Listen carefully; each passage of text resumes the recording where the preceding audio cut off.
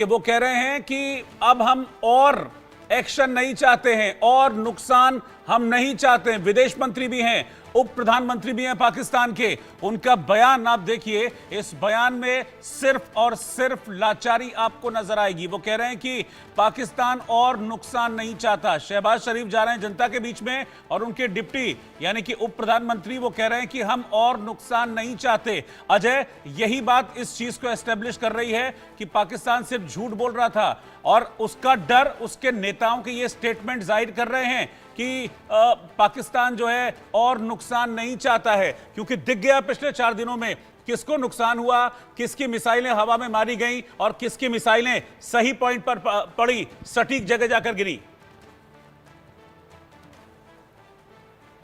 देखिए यार, मैं आपको बताऊं रोहित, मैं अपने जो लगभग 3 दशक के करियर में एक चीज समझ चुका हूं। पाकिस्तान जैसे देश और उनके नेताओं पर भरोसा नहीं किया जा सकता। इनकी जो बयानबाजियां होती हैं कुछ होती हैं और ये हमेशा पीठ पे खंजर घोंपने का काम करते हैं। इसलिए भारत शायद इस चीज को नहीं मानेगा। भारत इस बार जो है अपनी कार्रवाई को पूर्ण करेगा और इस चीज को सुनिश्चित करेगा कि पाकिस्तान जैसे देश को, जिसने इतने सालों से जम्मू कश्मीर के हजारों लोगों का लहू बहाया है, भारत के लोगों का लहू बहाया है, उसको कभी भी बख्शा नहीं जाना चाहिए।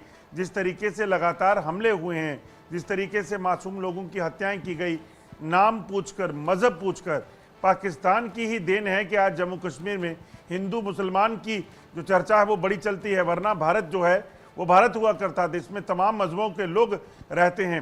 हर 5 किलोमीटर के सफर के बाद यहाँ बोली बदल जाती है, भाषा बदल जाती है। तो इसके पीछे की वजह यही थी कि एक भारत था, सोने की चिड़िया भारत को जो है कहीं ना कहीं जब पाकिस्तान ने खराब किया, करने का प्रयास किया, तो उसके बाद जो है ये जंग अब छिड़ी है। तो इस जंग को खत्म करने के लिए भारत इनके घड़ियाली आंसू नहीं देखेगा और इनकी लाचारी इनके बयानों में ये जरूर दिखा रही है कि पाकिस्तानी सेना कहां पर ट्रैक जो है वो स्टैंड करती है। ये वही पाकिस्तानी सेना है जिसने ताउम्र जो है वो भारत में लगातार आतंकी घटनाओं को अंजाम देने के लिए काम किया। इसी सेना के चीफ आसिफ मुनीर कहते हैं कि हिंदू और मुसलमान का फर्क समझाते हैं। अरे आज दुनिया में भारत इस चीज को लेकर सबसे जो है वो ऊपर देखा जाता है, क्योंकि यहाँ पर वासुदेव कुटुंबकम है। यहाँ हर मजहब के लोगों को हर अपने तरीके से जीने का हक मिल रहा है। और ऐसे में अगर कोई सेना का चीफ किसी देश का ये कहता हो तो वो साफ बताता है कि वहाँ पर उस देश का इस्लामीकरण करने में लगे हैं और उसी देश के इस्लामीकरण के चक्कर में आज आसिफ मुनीर और शहबाज शरीफ जो है। ठीक है अजय, इस वक्त एक और ब्रेकिंग न्यूज आ रही है और बड़ी खबर यह है कि पाकिस्तान की बड़ी तबाही